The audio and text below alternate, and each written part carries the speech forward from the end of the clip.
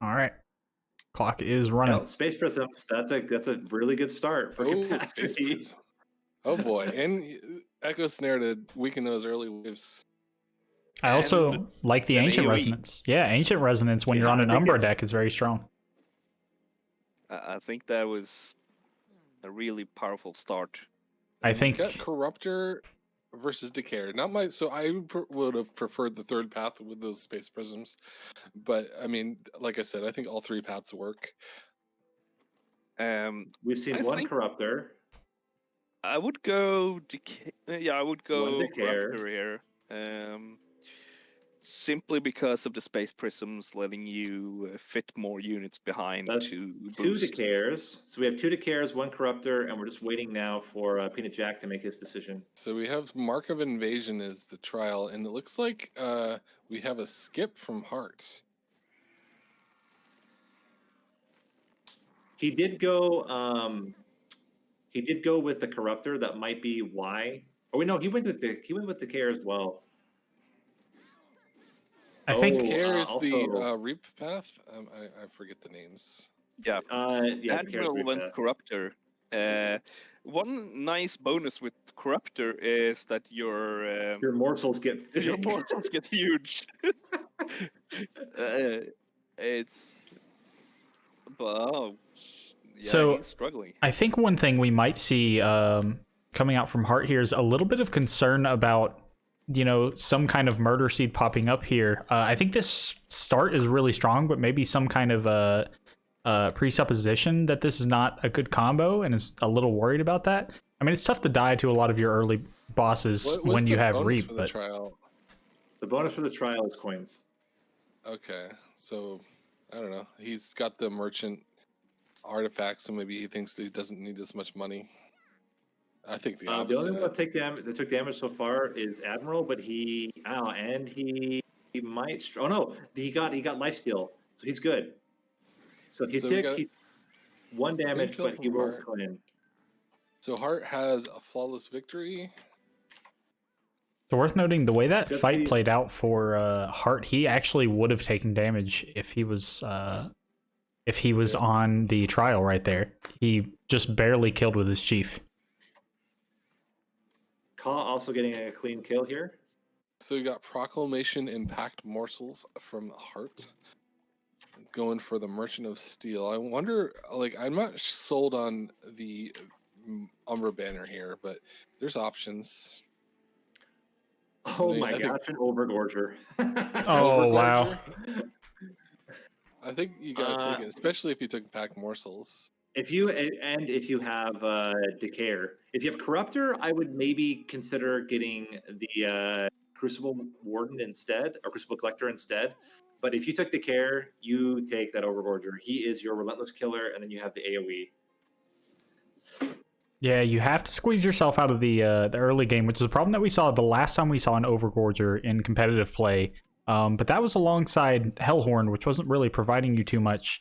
In this case, having the Decayer Spine Chief, it's going to do a lot of work to keep you at least alive in the early game.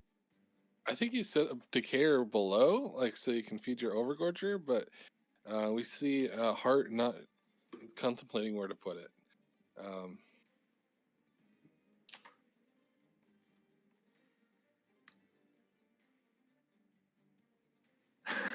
See how many people take the Overgorger.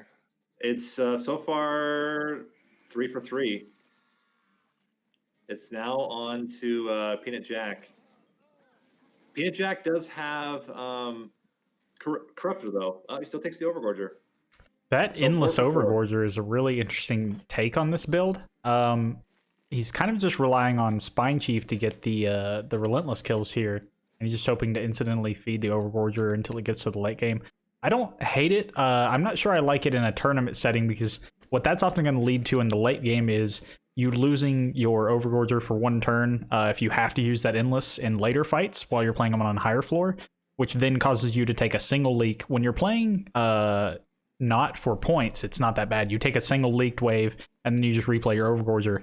But one leak makes a massive difference here when we start talking about flawless fights. I don't like endless. It feels like you want other upgrades.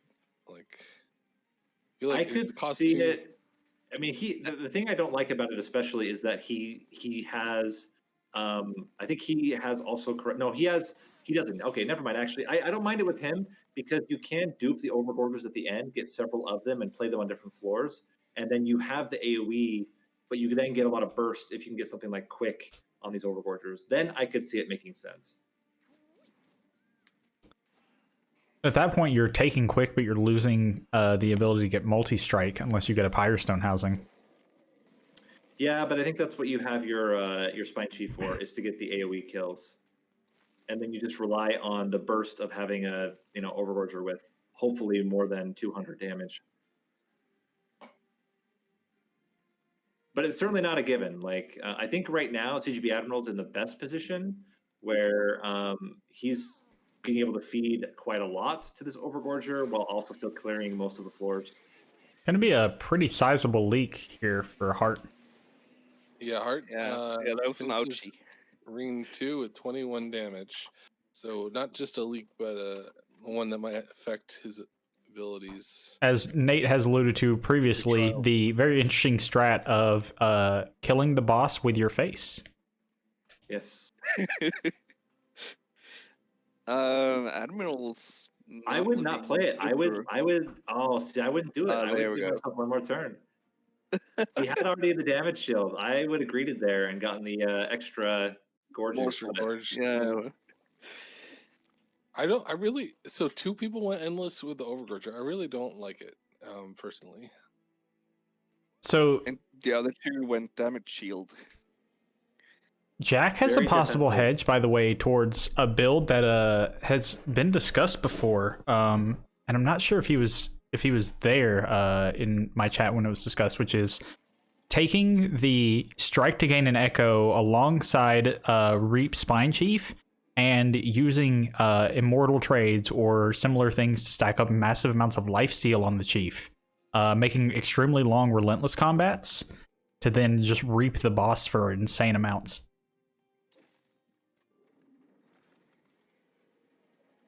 Very interesting draft here. I don't think Etch is the play. You only really have the 2, maybe 3 consume cards right now. But Morsel Maker is always good because you just get the guaranteed resolve or guaranteed morsels. I would probably not take the collector though. I would probably go Morsel Maker. So clean kill from Jack on ring 2. I will say I like this Glare Minder a lot that Kachua has. I think it's going to play very well into your Spine Chief floor, and then you just subsidize that with whatever gorging floor you want, in this case Overgorger. Well, especially if you don't have the AoE from Spine Chief already. Yeah, and he does have it, but a quick on this can still save you a lot of heartache, and your Reap is still going to kind of stack up in a very meaningful way. It's very multiplicative. Also, Glareminder has Reap 2 as an etch on all. So if he does get more of a consume build, then he can really stack up the Reap. I think the biggest issue that I'm seeing right now is a lot of them are going into this with 2, sometimes even 3 priority units. And that can really hurt a build like these that require things like, getting an Overgorger set up or getting a lot of spells set up when you're drawing just so many units every turn. So one thing I want to note real quick, we see a lot of players prioritizing these generally very highly valued 0-drop cards. Things like your packed morsels. Obviously, the Space Prism's going to chill out in the deck. And they are very powerful, and I think they're still justified being in the deck, despite what I'm about to say.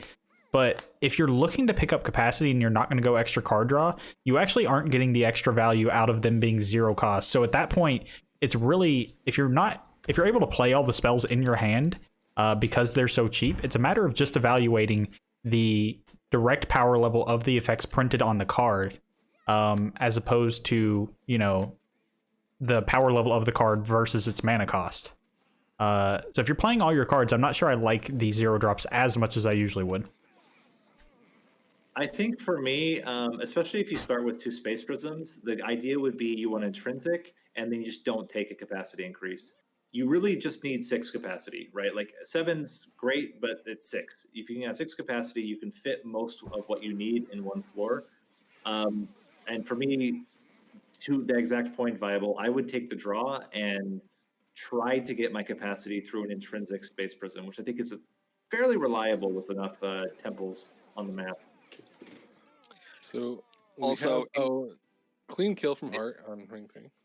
Oh wow, furnace tap. Furnace I tap don't- or wretch?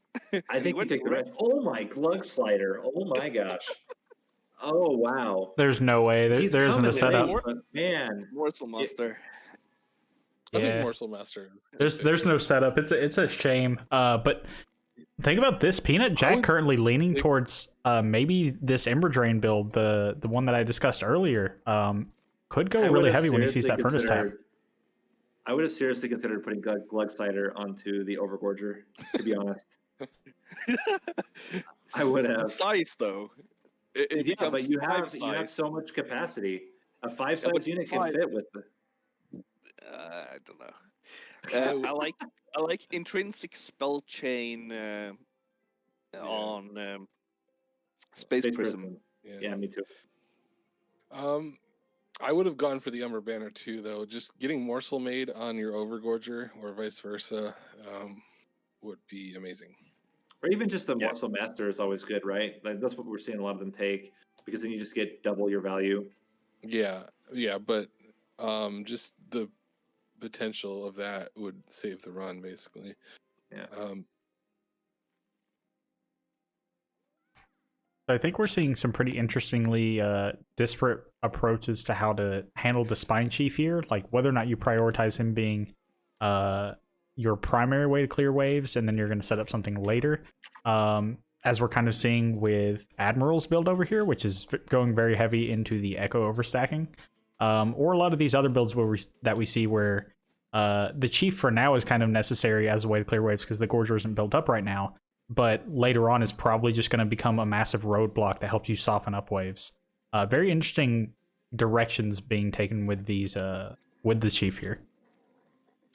So, by the way, the only one who got through all 3 rings without taking any damage is Ka. So he broke the 3rd ring curse, lucking into Daedalus instead of Talos.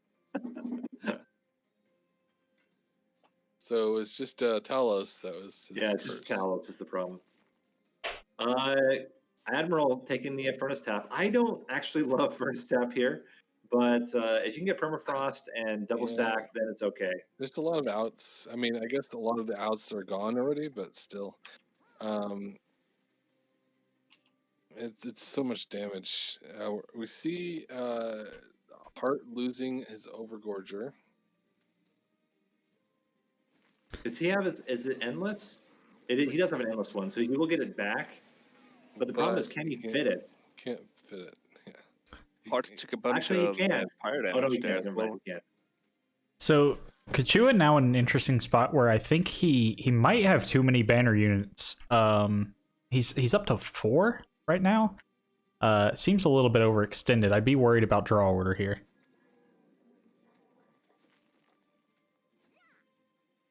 The Wretch pulling out 1 Rubble Morsel for Heart. Heart taking a value lot of pyre damage. A lot of pyre damage here. So Yeah, Peanut I Jack think he misplayed with has a- the Morsel Maker on top floor. Peanut Jack has a high damage kill on ring 3, the 32 pyre damage. I'm going to say there's a little bit of irony here in Hart being the one who was most conservative at the beginning of this run, also being the person who's now up to 65 shards in ring 4. Yeah. A little bit of a 180 there. We need to start updating shard counts here. You thought the same thing, Darnanian? I can't tell what Peanut Jack has. It's all blurry. Let me see if I can zoom in. Jack, I think it's 25. Okay. Yeah, Jack has consistently had a very limited number of pixels to work with. More than usual right now, though. Honestly. Well, it's whoever is in the lower right. It's always lower right. Yeah. At least it's not as weird as what was happening to Sinister Saturnine. Sato's Oh, wait. runs yesterday. We have our first restart, CGB Admiral, on Ring 4. Heart gets a 51 damage ring 4 kill. Oof. Yeah. So I'm curious to try and diagnose what He's happened to gonna- Admiral here. He couldn't deal with the haste. Well, he also he couldn't replay his Overgorger where he needed it to be. Oh, he gives Morsel Master to his Overgorger. Interesting. And we've Which got make- Heart with the Penitent Remains pick, which is also a bit of an odd one. Honestly, like Ka, even though he does have a lot of units, like he got a great draw here. If he can continue to draw well, he might be in an okay spot. It's going to be another massive leak for Admiral here. Yeah, he just can't keep up with this, especially with the armor trial.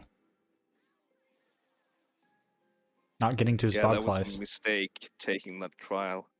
Can you see how many shards people have if you go in game? No. Oh, you got the For the Bone greater Shaker good event. All for the greater good.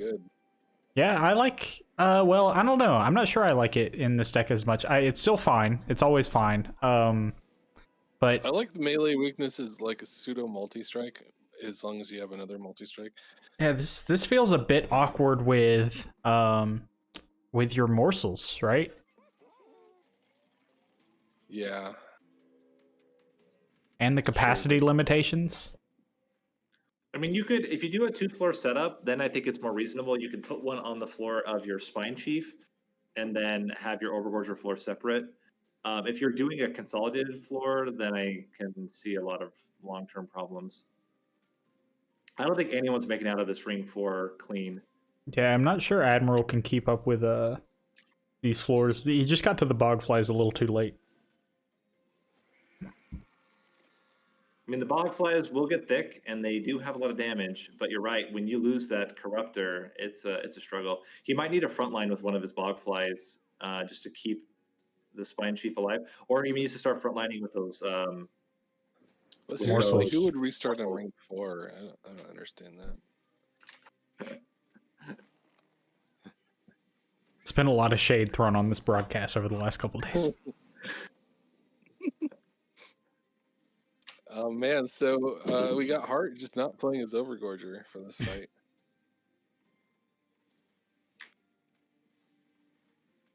So interesting sequencing thing there. We have Admiral playing his Morsel Master after a Rubble Morsel. He's trying to put the Ember Drain on a Morsel, but you actually end up gaining a little bit more because you get the extra stats from the Rubble Morsel, and you're compensated by the extra Rubble Morsel to offset the Ember Drain. So should probably be playing those in the other order. Not clean. Yeah, Ka got through. He did take some fire damage though, quite a little bit, or quite a lot actually. Quite a little lot of bit. Quite a lot of it, which is going to be tough because the Ring 5 is not looking super friendly. Looking over at Heart. So I'll have to see how he's able to do this. The nice thing is that Reap will affect stealth units. So if you do a setup like Ka's been doing so far with the 2-floor, he can still kill these stealth units with the Spine Chief. We're finally starting to see some pretty reasonably sized Overgorgers looking in the 70s in terms of power around Ring 5. End of Ring 4, beginning of Ring 5. It's a pretty good place to be. I'm really interested in this. So we have a Crucible Warden and +3 damage shield. So that's 13 damage shield put onto the Overgorger of Kachua. I'm not sure that's the defensive plan that this Overgorger really needs, especially if you're looking to multi-strike it. I mean, 11 damage shields is really only going to get you so far in a fight. Especially against Seraph Temperament, where a lot of multi-strikes plus the Seraph himself multi-strikes, that's going to be a tough call. Yeah, and you So lose it to spikes as well. We have a damage-filled ring 4 clear from Peanut Jack. Ooh, not looking good for Hart here. He's It's got a long way to go and no cards to do it with. I mean, Resonance will get some damage, get a couple shards, but it's not going to get the kill. Yeah, he's going to So have to restart. restart from hearts. Ring Yeah, 5. the Endless Overgorge are not going to play very well against a sweeping boss here.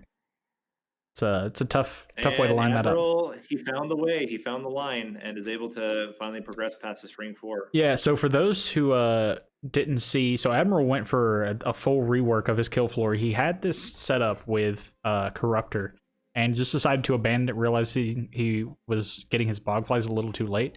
The only way he could keep his Spine Chief alive was just going heavy morsels with both his Morsel Master and Morsel Maker behind the Chief. Just enough to keep the Chief alive, and if you keep the Chief alive, that can at least just barely get you there in terms of winning the fight. Not exactly thriving, but scraping by. What did he do with his Overgorger? It's gone. I So think Hearts He may is have not- yeah, he interesting. may have synthed it into another unit. That's what I'm wondering. If you put it onto one of the Morsel units or onto a Bogfly. I have to mention here the Glare Miner over at Ka. He put the Thunderstone on it, so it's now doing melee weakness. Sweeping melee Not weakness. bad. Not bad. So Hart's approach here is interesting. He decides not to play his Morsel Master Maker. I'm wondering if he's just trying to leave room for better morsels. That's the only thing I can think of. It's not working. Ooh, very, very tight time on that restart Yeah. there. We've seen a lot of those this weekend. One thing in this build, by the way, for Kachua that I want to point out, big potential for flying kills here if he sees the Umbra Tome. If you have Sweep and Trample on this Glare Miner, along with the Strike melee weakness, that melee weakness trigger will actually reapply multiple times to units, including the boss potentially, for every single unit that you were able to overkill with your Trample while sweeping. You can build up some insane amounts of melee weakness. I kind of like this line that Hart is trying now with putting Overgorger on top, which previously he didn't have it in the fight. So it's a whole nother unit to attack with. It's just a matter of if he can keep Spine Chief alive long enough that he can build up enough resistance. Looks like so far he's doing okay, although the spikes are severely hurting this the gorging. And that's going to be a very, very thick. He's not going to survive this. Well, maybe Proclamation with Ancient Resonance might just be enough. Yeah, he'll survive. It looks like, but not Spine Chief. Well, he can still Entumbra Assault. I think the Proclamation with the Rebel Morsel should be enough to kill it. Proclamation hitting for 50. And then he can Entumbra Assault the bigger one of the two bigger ones, and then he'll survive just fine. Oh, not the smaller one, though. I don't think the Entumbra Assault was big enough, right? No, I thought it was. doesn't I thought kill. Oh, it didn't kill. Okay. So he's going to absorb the one hit from the tank. Yeah, that makes sense. Okay. It makes it to the next turn at least. Yes. Not this turn. Though. Meanwhile, Ka looks pretty okay going into this boss fight on Ring 5. He does have 13 damage shield. That's going to definitely be enough with a multi-striking 140 damage Overgorger. I'm not certain Hart can squeeze Yeah, himself out of this fight, by the way, in Ring 5. If he can get some solid morsels, he might be able to do it. He'd have to get a lot of either lifesteal or damage shield. So it's possible. And he has a few turns. He's got a lot of morsels in hand right now. They're not the ones you need. There's he two can- damage shields. Two damage Yeah, and he shields can will get you there. also use them to absorb lifesteal. Yeah, the sequencing here was a bit awkward there. Damage and lifesteal, or damage shield and lifesteal, do not stack that well with each other. In fact, they stack very poorly with each other. So seeing that you get two morsel jewelers, that would have actually probably changed him from going for lifesteal stacks to just going for damage shield. Well, he will be able to heal back to his maximum HP, so he will get some value there. But you're right. In general, you want to avoid. taking both of them. He's not gonna have a way to deal with the backliner, I think, here. And that's Well, he might Yeah, next that's turn. kind of a problem.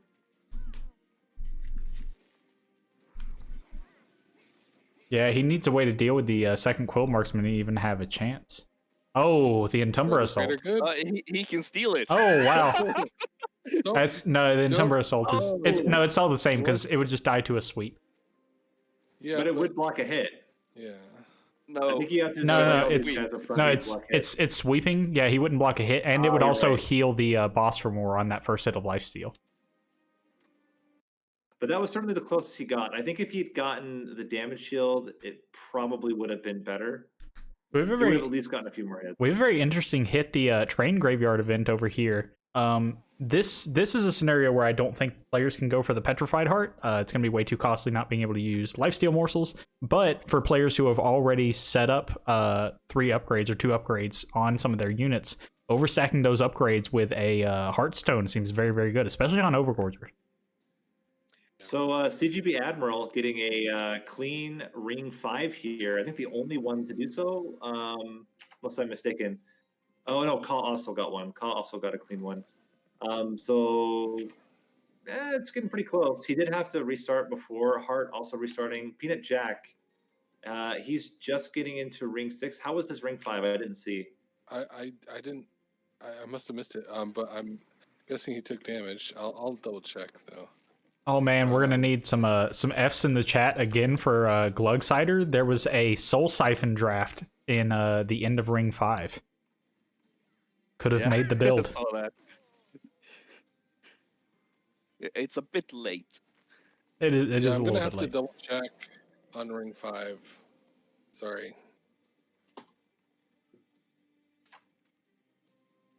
It's just so interested in hearts. Yeah, we're watching a man fight against a society that doesn't want him to succeed, and Interesting, Kachua deciding to go with a blood for blood, despite having the ability to overstack a Heartstone onto his Overgorger. I'm guessing the thought is he really feels like he needs the survivability more, and the healing is going to be important, especially if he thinks he's going to leak a lot. But I think I'd still lean towards the Heartstone. Feels like your best chance to actually win the run.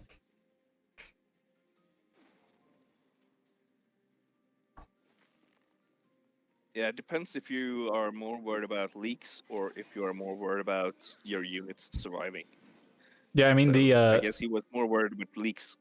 the sustain that comes with a Heartstone onto units that you're gorging with is a lot more than just the 25 health that you see at base there. It's also the ability for them to heal up a lot more every single time they hit with lifesteal. Yeah, holy I'm aware. cow! Depending on the patterns, actually I don't think it's possible. But man, Ka's getting a lot of damage on Fell right here. Yeah, he's looking quite solid. He did take some damage, but No, he hasn't Apart- taken damage in the fell fight. oh yeah, he took damage from the event, Cavern event. That's right. Yeah.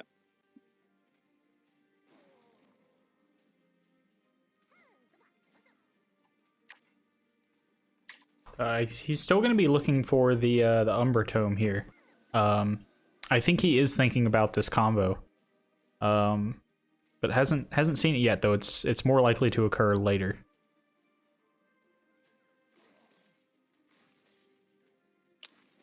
Heart.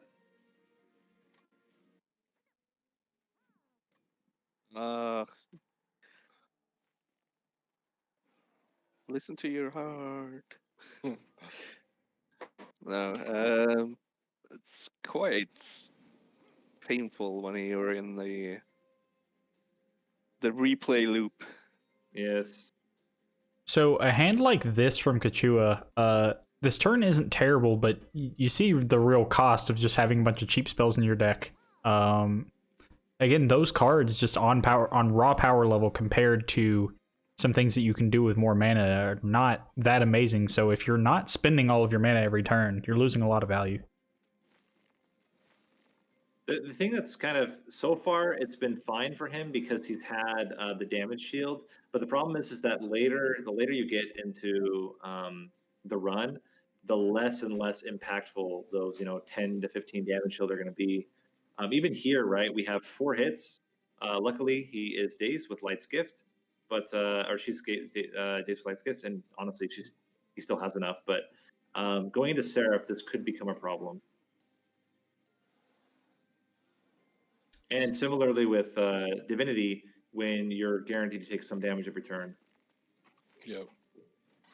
I can appreciate the spell chain for the Greater Good coming out from Heart here. I'm guessing the idea is to eventually pick up a value stone and just make an absolutely busted card there. Or if you can pick up some kind of mana generation engine, you could actually just go for a holdover. I think it's the value stone. You can't hold over unless you have Lightstone casing. Oh, that's true. I forgot they added. Yeah. Consume. I've never gotten to play the card. I've only seen it played. And back in the public beta, it didn't have consume. But the spell chain variant is fun because you can take the mini bosses that are walking up and their tank. You just play it twice and you grab the 4. Heart here on a razor's edge in this fight, but I don't see a way for him to get the relentless kill. Yep. He's giving it his best. Yep, that's gonna do it for this setup. I'm not sure there's a way out for him. The sweet boss just a little too big for the Overgorger. Oh wow, we see a Shroud Spike coming on later in the draft. Kachua picking that one up. For the players who are on Morsel Master, I've seen multiple copies of Rebel Morsels do some really big things in terms of mana generation in these decks already, and there was no payoff previously. The Shroud Spike's a nice payoff for that. That's very incidental. It's no real opportunity cost because you would already be happy putting it in your deck. So double stack Soul Crushing Guilt from Ka is really strong, I think. It opens up the ability. I like Admiral here. He's feeding a stolen enemy tank, the sweeper. Yes. With morsels. So it's going to be a restart from Peanut Jack here on Fell. Not even close, actually. I'm curious to see how he might be able to reload with this. I mean, obviously he needs the Overgorger to get behind the Spine Chief, but feeding it going to be a problem in that case. Maybe some potential line that involves having Overgorger on a lower floor, getting it to die right before the end of this fight, and then putting it behind the Chief. Or hoping that RNG gods bless you with more lifesteal. I mean, that's the other way around it. Like, if you can get a couple lifesteal, he can sustain through the hits. He's got enough raw HP, but he really needed a holdover on this immortal trade. I like the immortal trade in the build, but holdover would have made a massive difference to his sustain. The other thought could be I would play it on the middle floor. I'd play Overgorger on the middle floor. Let it die. It has endless. Yeah, that's what I'm saying. You let it die and then put it. Yeah. Yeah. I'm sorry, I must have missed your comment. Oh, no, you're good. You're fine.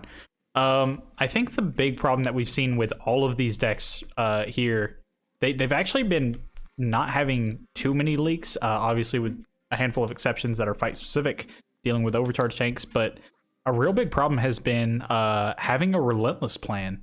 So I think paths like going for holdover immortal trade really fixed a lot of the issues. And Ka has that double stacked Soul Crushing Guilt. Yeah, that's going to be huge for him. I think I know where Admiral put his Overgorger. He put it into the Morsel Maker. That's what I was thinking. It has to be into one of the morsel units because you wouldn't put it into a Bogfly, but that morsel maker is thick. 173 by 3. It's not bad.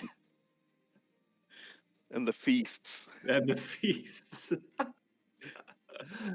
Yeah, the feast's actually very important here to making sure that he can power it up.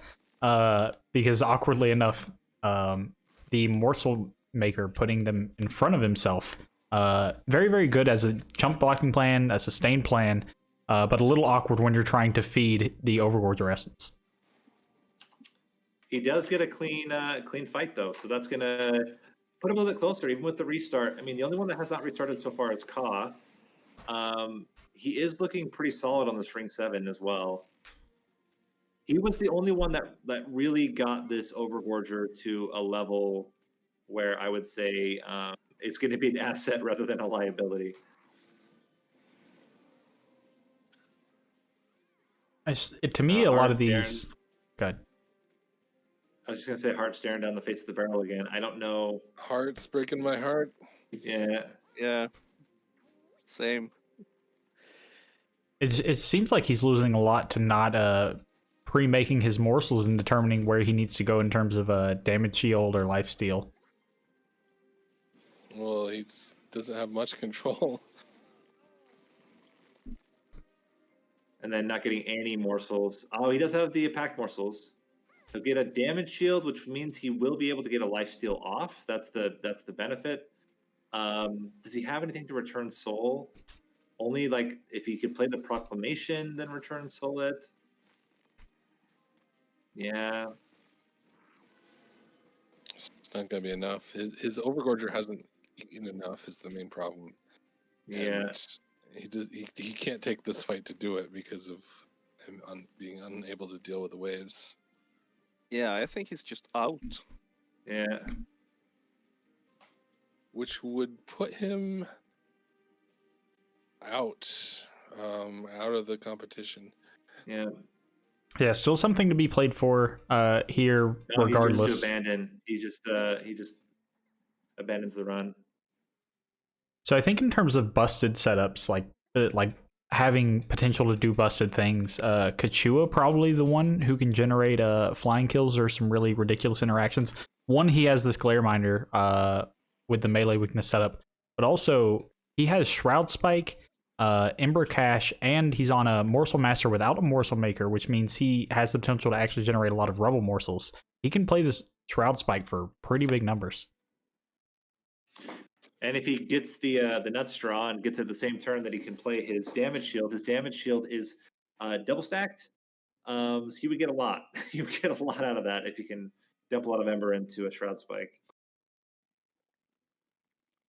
I think if he can find a way to pre-clear a single tank, or just shift it around in any way, get it out of the way so that he can have a single wave, where he's hitting with sweep and then potentially again trample, like I keep mentioning later on. He could actually generate some turn 2 or turn 3 flying kills with Overgorger.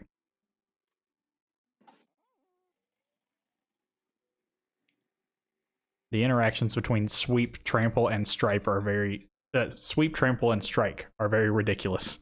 If no one's seen that post about a Cold Kelia applying 16 frostbite in a single attack to each unit, it was very insane. So, guys, Soul Crushing Guilt from Peanut Jack, but still very far off from getting this. He could return Soul though. Oh, he can't. I thought it was in his discard, but it's not. Yeah. With all the gorges, I mean, the lifesteal will help a bit. He can't block because there's days anyway. Oh my gosh, it's so close now, though. The problem is he has spell shield, so even the spell doesn't really do much. And he does kills the pyre in one round, so he can't even. It has to actually kill it. CGB Admiral just barely getting through the HP of this unit to prevent losing the flying kill on this ring 7. And Ka now on to Seraph. That's a new one to me. The ring 7 flying kill. No, sorry, did I say ring 7 flying kill? My bad. My brain, guys. It's like almost midnight. That's after impressive. 3:30 in the morning yesterday. Like, I say ring 7 flying kill's worth like 50 points. Yeah, if you can manage it. or disqualification, one of the two. Your floor is so scary the boss just goes home, doesn't even show up. Honestly, I kind of wouldn't have hated Kachua here on turn 1 playing Furnace Tap, Return Soul Furnace Tap. He has Hell's Banners and Forever Flame. Good ways to get him out from under the Ember Drain there. Could have started doing some quick work on Seraph. Yeah, but how do you trigger Hell's Banners? Does he So- have free morsel? So he has Forever Flame for his other banner unit, which is the Glare Miner, and he has a couple of methods of free morsel generation.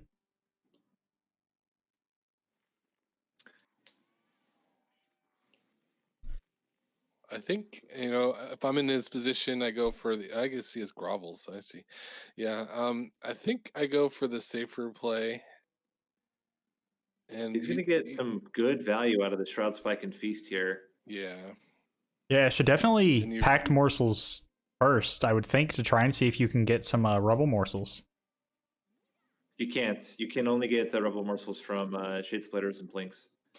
It's uncommon or rare. Yeah, exactly. So I think he did that right. I think you get as much damage shield as you possibly can because you're Oh. gonna need a whole lot. Oh no, he just fed a Shade Wing.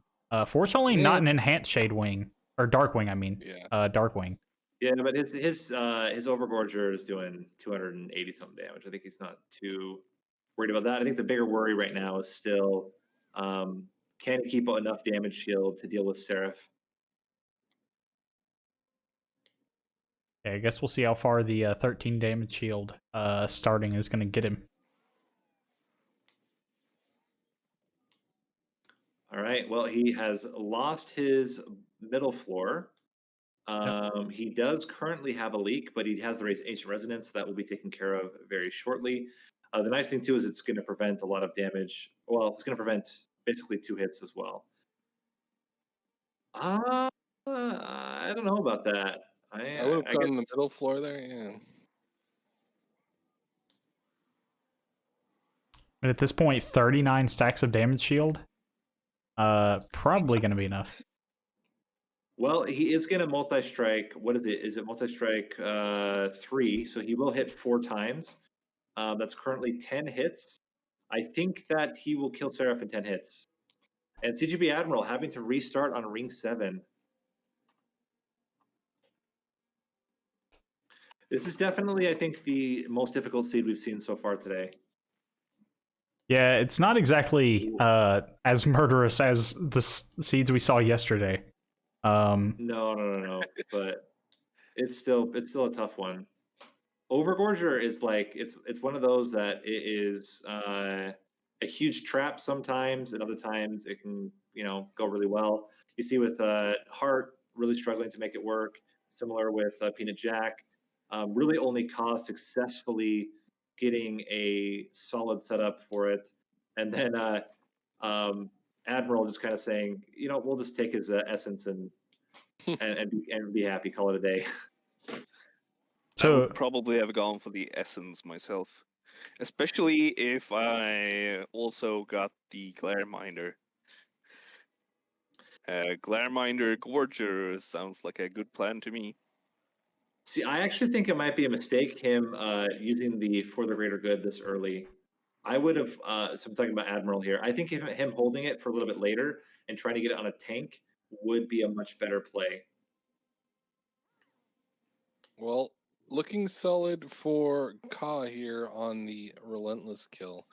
And getting plenty of feeding in on the Overgorger. Yeah, and the Hell's Banners with all this free morsel generation, he has 2 consume removal, -1 packed morsels, -2 grovel. That along with the Hell's Banners, the Forever Flame, and then his 2 big X spells in the Shroud Spike and the Prismal's Dust.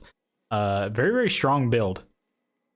I think he's pretty well set. We finally get a ring 6 kill from Peanut Jack, of course. Won't count points wise, but he gets through with no damage by reworking his approach. There's wow. The Shroud Spike and the Symphony of the Soul is actually an interesting option, but I don't know. So yeah, you can double your damage shield stacks or life steal or whatever one you're going for. Yeah. Very interesting here. Oh, go ahead, Nate. I was going to mention that Peanut Jack there's a double incentive. So he's very, I mean, not even likely. He's going to be able to make it into the next round. And so, despite the fact that he probably won't be able to win this round, the value right now is get as many points as you can before this round is over, because all those points are going to carry over into the combined total. And he needs as many as he can get going into the final round. So very interesting here. Partially the build that we discussed earlier, which is striking Corruptor plus Corruptor plus the strike ability on the Spine Chief at top, and then setting him up for relentless fights with things like Prismal Dust and Lifesteal, Furnace Tap for extra strikes. The backliners, even if they weren't already super built up, would be absolutely swinging in those relentless fights. You see just the power of the morsels here with how many echoes he has. 140 per. So we are seeing one of the big risks with a gorge oriented build, which is that your morsels get killed. They do not survive. He has that double stack Soul Crushing Guilt though. It just hasn't shown up yet. Yeah, it's in the bottom 4 cards of his deck. So he will be losing the morsel master here, but I think he might be able to get. It's going to be tight. It's going to be really tight. Like he's taking a lot of. I think the next floor is going to get him. Yeah, unfortunately, that Soul Crushing Guilt was probably very important for him to have drawn earlier. And we're going to start seeing an issue here that we discussed since last Divinity DLC came out, which is a number of individual strikes can start to become a problem for him. He must have already drawn it. I thought. Yeah. He just didn't have enough echoes. Rough. He might have had it in his opening hand. I mean, he will be able to clear this particular floor, and I think between his spells, there's still a chance. He does have how many strikes? 4 strikes on his Overgorger. So that's most of the units are going to be able to die.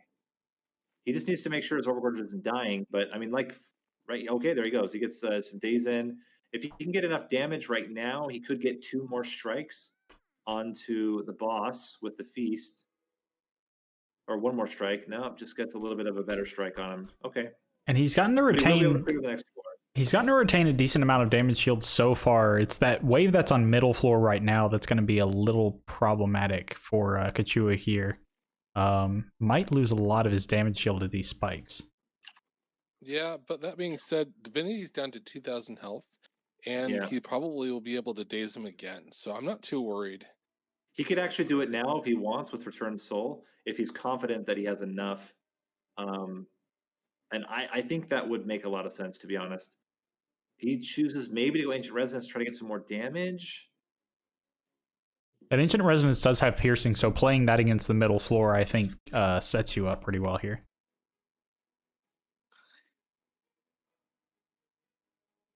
This is a pretty important decision. He's really mulling over the choice here.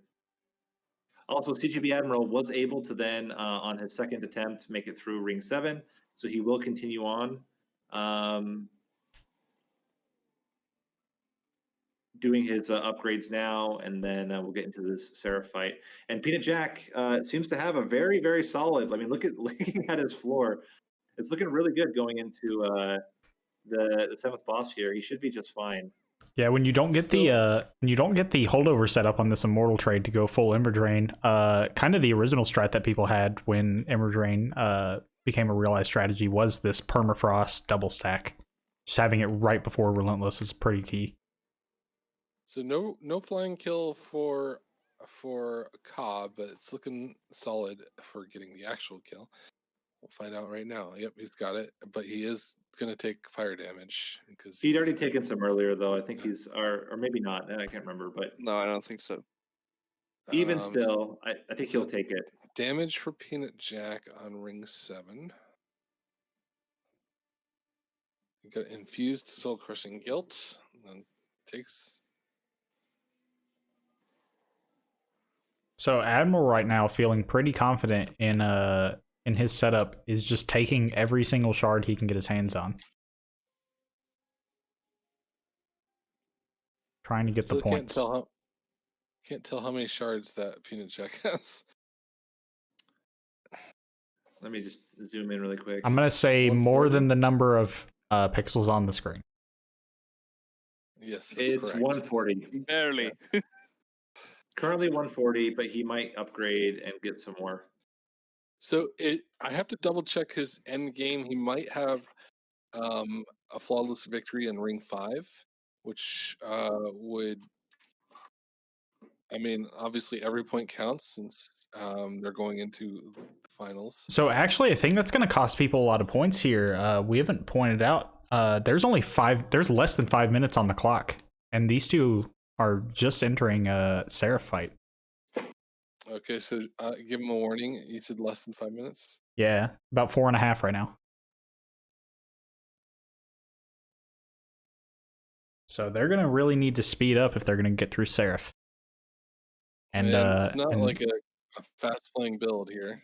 No, But it requires a lot of deliberation because sequencing matters so much. Peanut Jack does have a thick Overgorger, at least. Yeah, Carr got a solid lead on this one, I think. Yeah, he does. I think he'll enjoy that padding going into the final round. When he has to face, it's not facing Daedalus. It's against... he's against Talos. Yeah.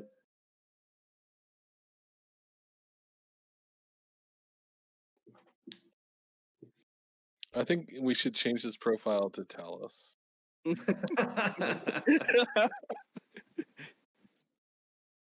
And then Rising Dusk will get a number 1.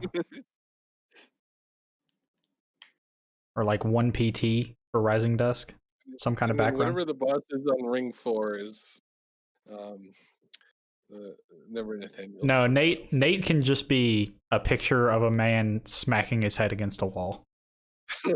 Like a brick wall.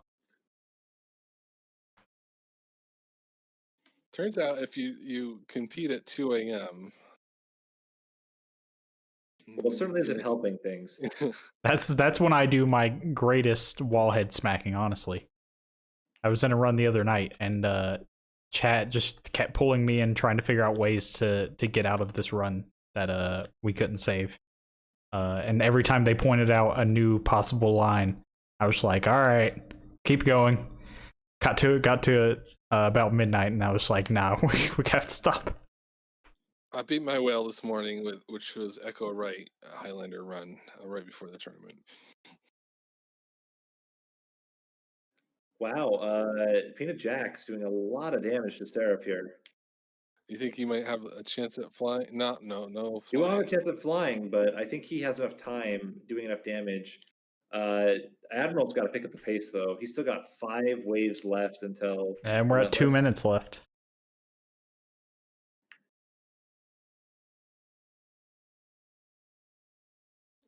But both of them had to do restarts. So, as we've discussed, players that are not restarting are able to finish the runs on time pretty consistently.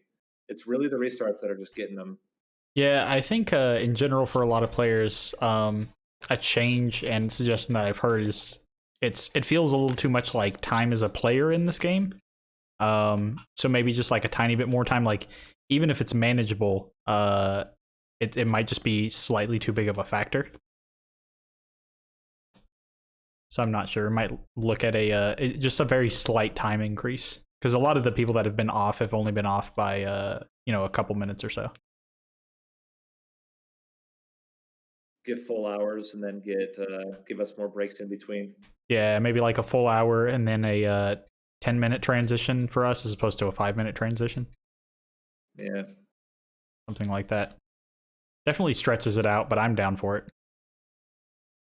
We see Peanut Jack just quick end turning without playing any cards to secure, and he has a clean victory here. I was actually warning Nate about the time constraints way before the tournament. but you know what? We have had if we were to go back into old rules and no time constraints, we still would have seen, I think, more losses from restarts than from time. Oh yeah. So I think it's right. I think we need to buffer a bit, but I think we're almost there. Like maybe 5 minutes extra gets us into that sweet spot where you can restart a couple of times, but still have time to finish the run. Because you think Peanut Jack, we've started that ring like 4 or 5 times. Yeah, I agree. I think it's just a matter of micro adjustments as far as the scoring goes. But the thesis that we have definitely solid. Slow. That is going to be time. Yeah. Okay, let's call it. Oh man, so close. All right. So I'm gonna have to double check So whether Peanut Jack had a flawless victory in Ring 5. we're gonna have to call it here. Please go ahead and abandon. We'll take the score as is, and then we'll talk about preparation for the finals. I actually only had 3 flawless victories for Admiral because Ring 4 and 7 were Restarts. Ah, you're right. So what do we have here? So we can go ahead and start mulling over this one. Looks like sentient, and I'm thinking, yeah, primitive mold. Sentient and primitive mold. It's a reasonably strong combo. I like it. Obviously you'd be a little better off with Firelight, but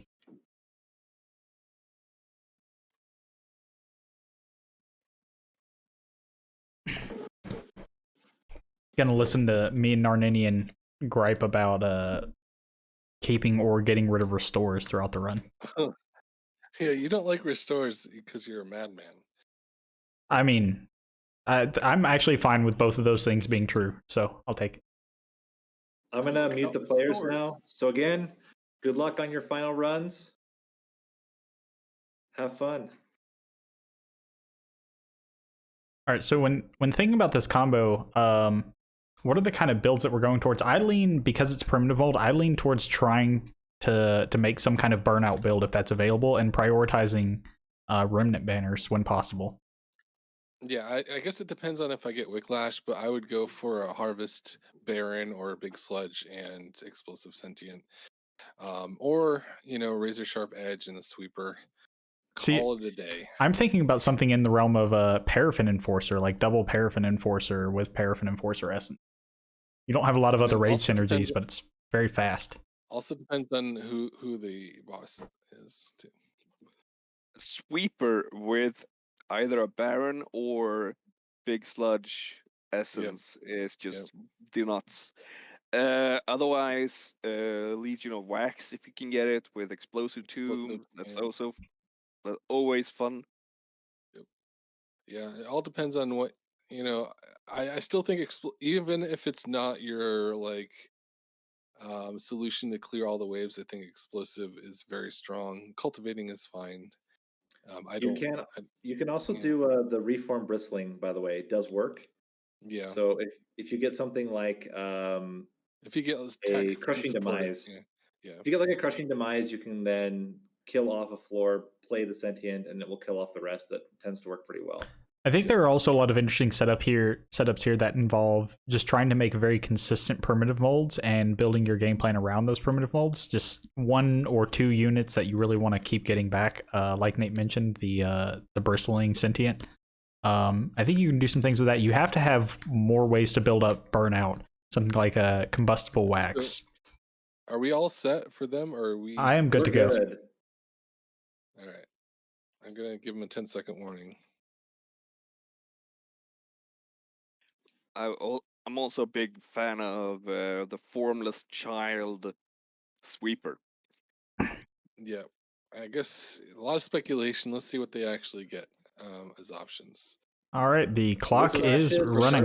We do have a Wicklash. I like, I think Wicklash is enough damage scaling to make a Sweeper work alone. Ooh, another man. It has been day of the split anvils. Nice.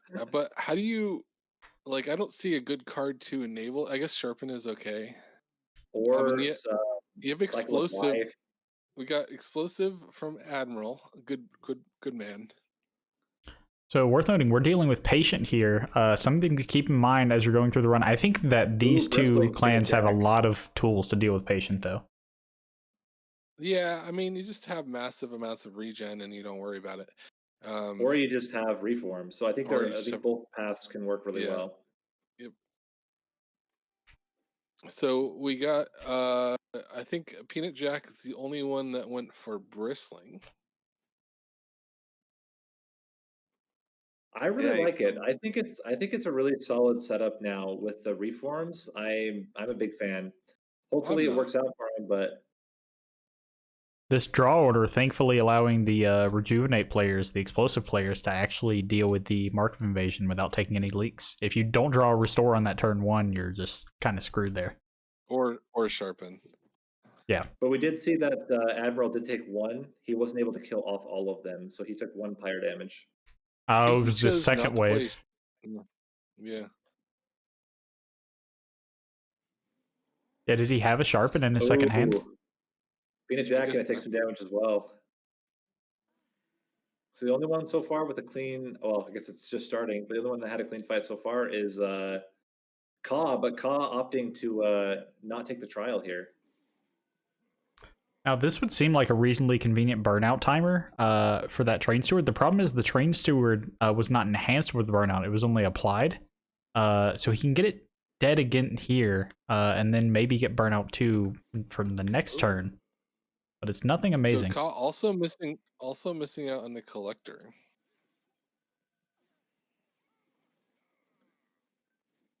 Oh wow, Wicklash coming in clutch, and the second primitive mold to insulate him from getting that burnout 1 train steward for Peanut Jack. So there's an adaptive mutation. Adaptive mutation would be a way to trigger the split anvil, but opting not to take it, take the glimmer instead, which makes sense. Glimmer's also quite good. I like the Peanut entombed Jack explosive here a lot. With having not a flawless victory, but Ka pulls it out. Yeah, I have to say I agree with the Glimmer and Explosive Tomb here. Yeah. Now I think there's going to be a really interesting choice with side of the track you go on here. Left side giving you an Awoken banner, which I don't think is quite as strong with this clan combo. But you get the Merchant of Magic. I disagree heavily. The reason being, you have sweepers with Awoken and you have Wicklash, and that is all you need. Unfortunately, there is no sweeper in that banner. Yep. Yeah, there's a and the other side. The other side is the burnout path choices. Yep, and Kachua goes there and gets a Paraffin Enforcer. Very interesting time for Peanut Jack to go through the logbook. Yeah, Peanut Jack doing some theory crafting. He is going to go to the right path. I think, honestly, so again, with Vios Peanut Jack, I would go with this burnout-oriented build with your Bristling. Get Paraffin Enforcer or Lady of the Reformed, probably Paraffin Enforcer because you want to tank with your Bristling. But you can actually stack up a lot of damage if you can get Bristling to die and then reform a few times. Yeah, I like the Paraffin Enforcer a lot here. Interesting taking the time to think about this one. I think Lady of the Reformed plays more into a hybrid plan where you're trying to keep non-burnout units set up with burnout, but then you really need a payoff for that, like a big payoff, and Paraffin Enforcer is the payoff. I'd rather have the payoff first in this case. That is a thick enforcer. He is living true to his name. Yeah, I don't love spikes on him though. So I'm guessing his hope is to plug leaks early and then have massive amounts of scaling damage just from the strike ability later. But he's putting spikes on it, but he has spikes. Yeah. I don't love that play. Maybe a 2-floor setup where he's playing Paraffin Enforcer down lower earlier, start clearing out some waves, keep the sentient healthy for a while, then reform the Enforcer and have it start triggering itself. Clean floor 2 from At least it's thematic. He went all in on the spikes. Yeah. One thing you could do here is you could try to get a -1 and a holdover or a -2 and a holdover on the Restoring Retreat and overstack. With Bristling, that works really well because you don't even need to reduce the cost with Split Anvil. Yeah. Oh, that's true. Split anvil. Actually, maybe you don't even want to reduce the cost. Oh wow, Kachua on Paraffin Enforcer and now Shattered Shell to go with it. That's a very, very strong floor if you get some burnout on that Shattered Shell. And another Shattered Shell for the Essence. Yeah, I like that. And then you have Cursed Vine. Ooh, Admiral. Not looking great here. Struggling against the Sweeper. Yeah, with that Animus' speed. He will get a little bit more damage with the Restoring Retreat. I think he'll survive with that. Nope. Yeah, he would survive. He would survive with exactly 9 health left. So he's got triple upgrades on the Shattered Shell. Yeah, the great sequencing coming out from Kachua here, making sure to have 2 upgrades on at least one of his units so he can overstack on Cavern events. Peanut Jack getting a clean ring 2. Admiral taking some damage. So Ka still well and looking really good going into this last one. I mean, he already starts with basically a 30, almost 40 or 35 point lead, but already still playing very well with that very, very, very upgraded Shattered Shell. So we haven't seen the anvils come into play way too much here yet, just given the starter cards that we've seen. But there's a lot of potential here, given the given the sharpens and Cycle of Life. I wouldn't mind seeing. I mean, I would love this Shattered Shell paired with the Paraffin Enforcer and the Bristling. He goes for the Lady of the Reformed instead. But I really think that combo would be sick with Wicklashes and Restoring Retreat to bring them all on the same floor. But opts for a full burnout build with the Lady of the Reformed. I'm not sure what like this I'm not in love with this 2-floor setup from Ka. I mean, obviously he's doing well, but like I don't know long term how well that's gonna play out. So he I also don't think it's his long-term strategy. Kachua missing out on his split anvil there. He could have played out his hand. He could have played out his hand, and then he played a 1-drop first on a turn where he only had 2 mana because of Ember Drain. He needed to lead on Sharpen. I would be very surprised if Ka's not planning to merge his Shattered Shells. Yeah, you definitely need to put them together. They take away from each other too much, and that's a really good unit setup to go along with your Paraffin Enforcer. Also, the extra health that comes from that essence is very important. I don't think you even need the Paraffin Enforcer anymore, and you have to spend resources to keep it alive. Oh, unlucky, didn't get the Sentient back, but still should be just fine here. Already doing a lot of damage to Talos. He's not gonna get the Talos curse here. He is able to make it through. And a flawless victory at that. Oh wow, that's a Hallowed Halls. I was actually just thinking earlier, Hallowed Halls very, very strong in this combo. No, I don't agree. I don't like it. Yeah, I love it, but Cycle of Life may be better, but I think it's Hallowed Halls. Yeah, I'd go Hallowed Halls. It's not going to work well with the Paraffin Enforcer, but I think you just flex out of that at this point. You just go crazy with Shattered Shell and 1 or 2 other key units. And ignore your Paraffin Enforcer Shattered Shell becomes quite nice. Although you do lose all the rage. Yeah, you're going to lose the rage, and you can't affect the order, which is a problem. So I'm not sure. You can't build up regen for Relentless. Like,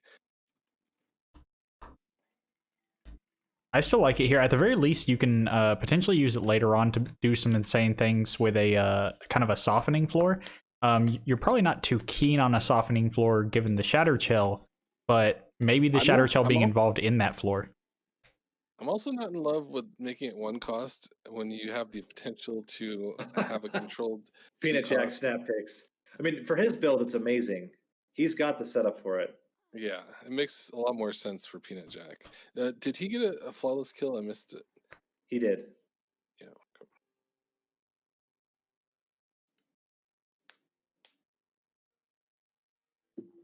going to be some very interesting builds. You have to be very mindful when you're playing units with 2 and 3 size, especially having ones with 3 size in the mix when playing your Hallowed Halls, because the order in which the unit's summoned is very, very important. You have to be very deliberate with what things you have in the yard and their capacities and how much capacity you have available. So You know what? we see a flex into cultivate from Ka. Makes sense. So That's interesting. I think if I were to take the Hallowed Halls, the setup that I would do is a 2-floor setup with Sentient plus a bunch of tombs, and then your Lady of the Reformed, your Paraffin Enforcer on a separate floor, stacking up Rage, because they're both pretty thick. Like they're going to stick around for a while. But then you can just get this bristling Sentient that gets massive. It's going to have plenty of burnout, and then you get these tombs in there that are just blasting enemies as well. Yeah, so you have the bristling to take out. Well, the problem is the bristling won't always end up in front. But then you have your tombs. That's why I think like having a combo like that, where the tombs either blow up and kill things, or the bristling is in the front to kill things. I think the combo there could work really well. Until your tombs get too thick, and then it's a problem. Yeah. Well, they'll blow up at least once a turn since the holdover. So the nice thing for Admiral here, he's currently the player that's not on any 3 size units. Actually, I think Jack has He's managed. gonna have to restart. Not Jack. Kachua has managed to avoid it as well. Jack having that single 3 size unit can really mess up those Hallowed Halls, and the way I mentioned before. Again, if you're trying to kind of overstack with the Hallowed Halls, or you're just one capacity too big, the order in which those units summon can prevent you from getting a certain unit altogether. So Ka did take some pyre damage. He's not going to have a clean ring 4 here. And yeah, I don't know. I guess he's going to play Hallowed Halls now. But I don't think he's still getting enough damage. He's going to take more and more damage as this continues. Yep, He's not able to clear. I don't love it. The only one I think Hollowed Halls makes sense for is Peanut Jack. I would say the quick makes it a little bit better. The fact that the Shattered Shell is quick does mean that it will get the kills almost every time if they're killing. And this is the big problem: is are they going to scale fast enough to kill everything? I guess it makes sense. The Ember Drain preventing the 2-cost holdover.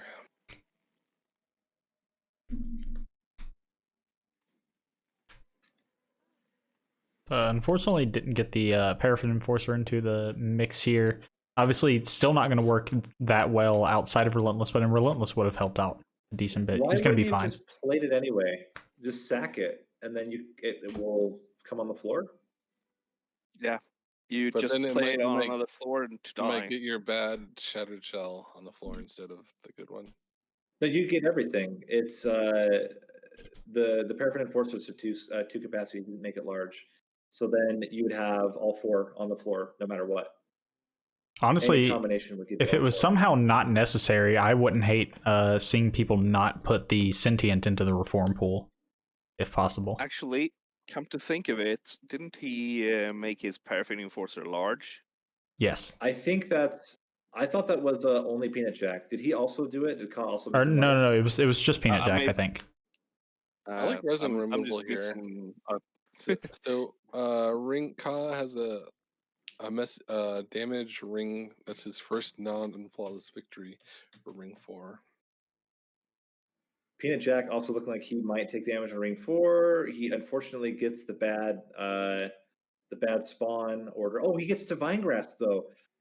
Hold over on Vine Grasp could fix the problem of well, it's not even holdover. He has the artifact that gives him. Oh, he has the artifact, even better. He is going to take some damage here, unfortunately. Yeah, I think leaking is going to be a pretty consistent problem for people here throughout this run. It's a very strong run. I don't think you're at way too much of a threat of actually losing it, but yeah, leaks are a problem. Oh, and I don't know. Peanut Jack. Oh, wow. I like his move there with using the cursed vines to make sure that Sentient is in the front with the Yeah, I spikes. think it's smart. And after this, he'll be able to start getting his Parapet Enforcer on the same floor, which is pretty sick. So he'll be built up to 5 burnout here on his bigger units. Actually, 7. That is a thick floor.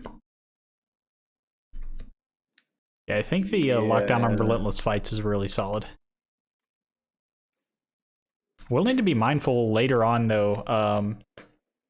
Oh, wow, look at that. Sketches of Salvation, actually. Sketches of Salvation. It actually doesn't work. It's really good. Great with Hallowed Halls. So it actually doesn't really work great with as Hallowed well Halls. with Hallowed Halls as you would want, because the units that you kind of want to build with sketches are very, very large. And once you hit that, once you hit your capacity limit, it's going to stop summoning.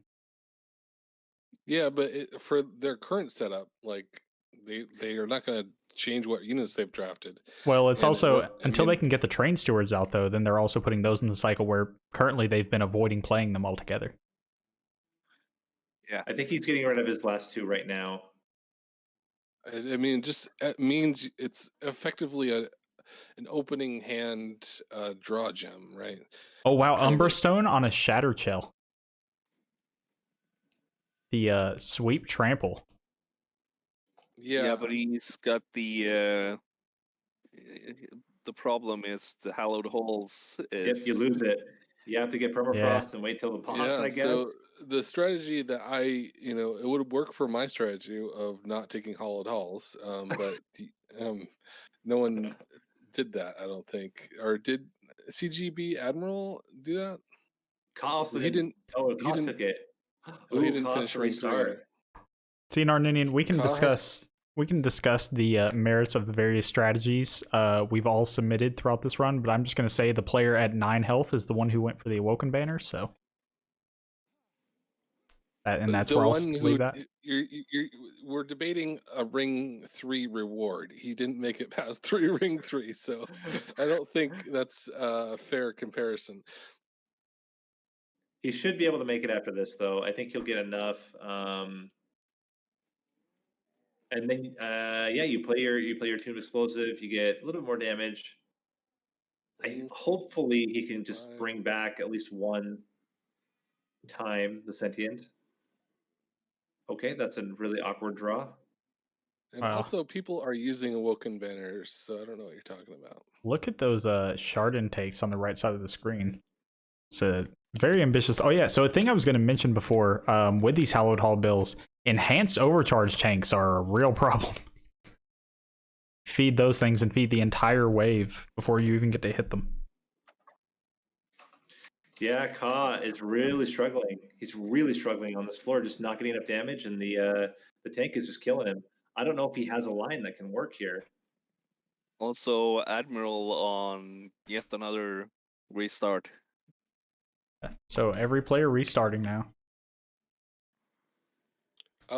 Peanut Jack? Did Peanut Jack restart? No, Peanut Jack has not restarted yet. Yeah, we'll see in a couple of turns. Oh, you're jumping in.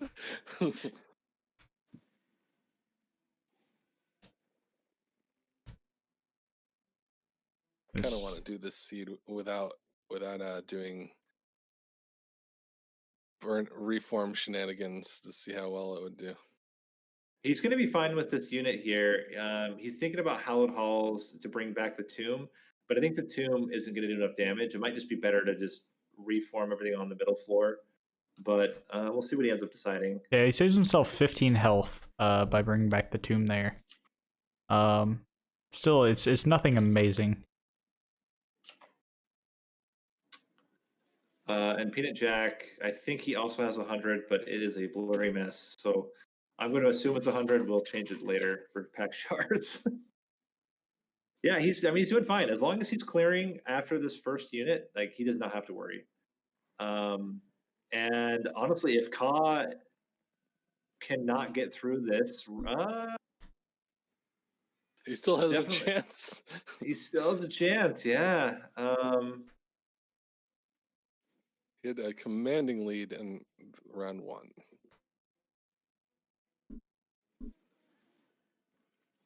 Yeah, don't but know how you do he's this gonna one. have time trouble here.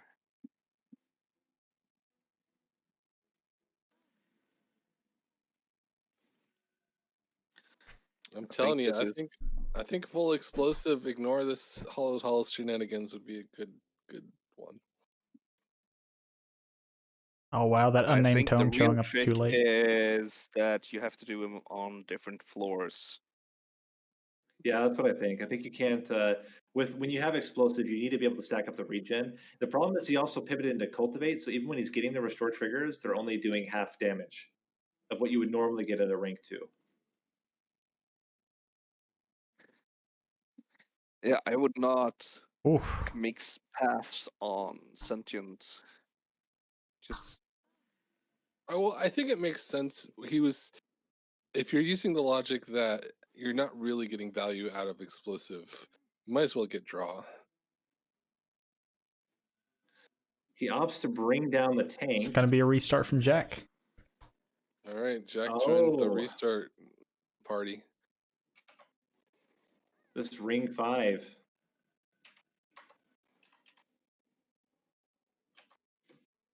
A very brutal ring 5. And Jack doesn't even have the trial activated. Still struggling though. Yeah, again, it's these overcharge tanks, and honestly, just a lot of tanky units in general. The actual frontline burst damage just isn't quite there. Now I think he's got a better line this time.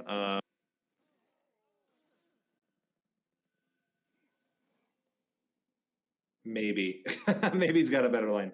I think with the he can play. I'll see the greed on that might have actually hurt him, but if he can get the explosive back and then play them again on the bottom floor, he should be able to get some good progress on that tank there. So there's also a lot CGP of room. Admiral finally clearing ring 3, by the way, without any prior damage. So Oh, nice. there's a lot of room here, by the way, for Jack to reorder where he plays cards. As long as he's actually changing which units are alive when he plays the Hallowed Halls, he might be able to generate RNG setups where that tomb is in front of the Paraffin Enforcers. If the summon order is tomb, Paraffin Enforcer, then the second Paraffin Enforcer can still spawn in middle floor, thanks to the Light of Seraph.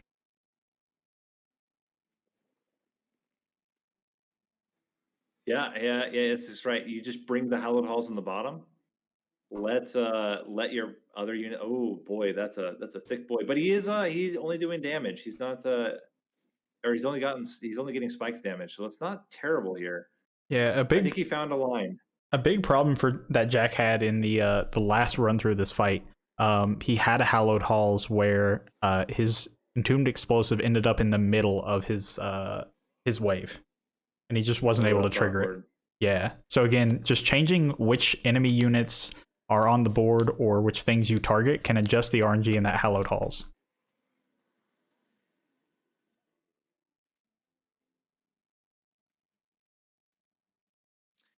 I think Ka's biggest problem is that he did not get the cursed vines, so he cannot put the shard tanks in the front.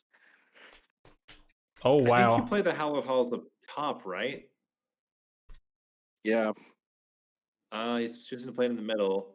He loses a lot of damage, but he's still doing enough damage to kill the front unit. So maybe he's just fine here. The question is on the boss. How's he going to do? He can Wicklash twice after a Hallowed Halls, or he can do once now. That's also fine. Trying to get as much burnout as possible on the other unit. He can absorb the hits here. It's a lot of hits. A lot of hits, but he was able to absorb it. Now, he does have the anvil to make general use of it, but I think Admiral getting a real reality check there in that last fight, taking Bone Shine here, gonna try to heal himself up a bit.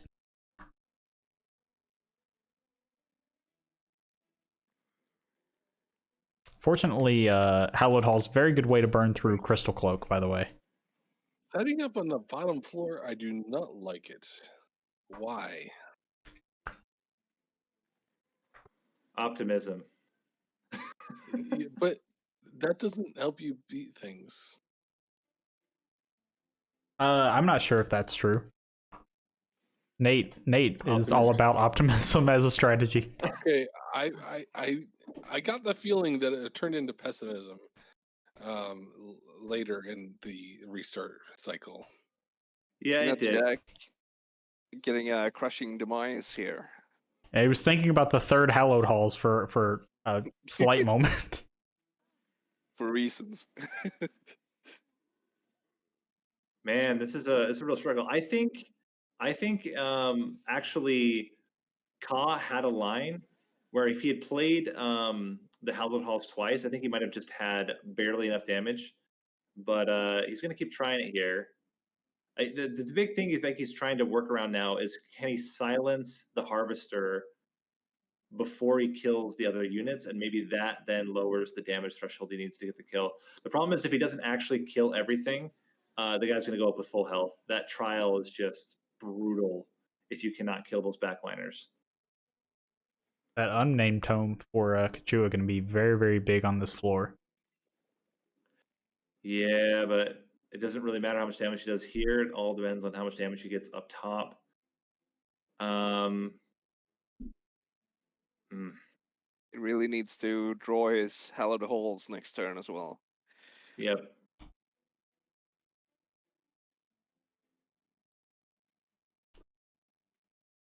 I'm not even being facetious here.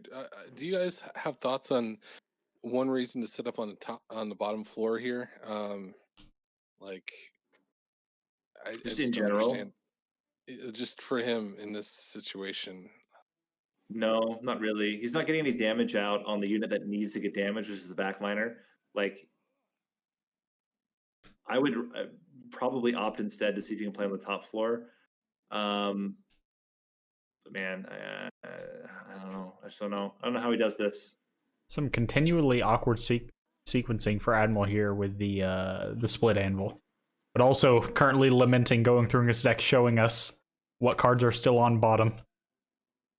So we got to restart from Admiral now on ring 4. I think we found our rough murder seed. seed. Yeah, we found our murder seed, all right. I can't wait to play this seed after, because I don't think it's a murder seed. I'm also of the opinion that this is not a murder seed. It feels doable, just awkward to figure out. At least awkward to figure out on the first try. Yeah. So we'll all have the tainted benefit of hindsight. Well, I'm gonna go take the path I would have taken, which would lead me to the bad Wooken Banner anyway, and play it out that way. So what's really interesting now too is taking the score into consideration, right? So Peanut Jack has to make up basically 40 points. That is if he can beat Ring 6, Ring 7, and Ring 8 and get at least 2 flawless, that will do it. He doesn't even have to beat Divinity to necessarily get ahead here. And Ka might not actually make it past ring 5, so Yeah, that's Yeah. assuming Ka doesn't get any more points, which is definitely a possibility. He's currently pretty dead here to that overcharged tank. Even with its silence, it's still beefy. It's not losing its Yeah, it's stats still when it's thick. silenced.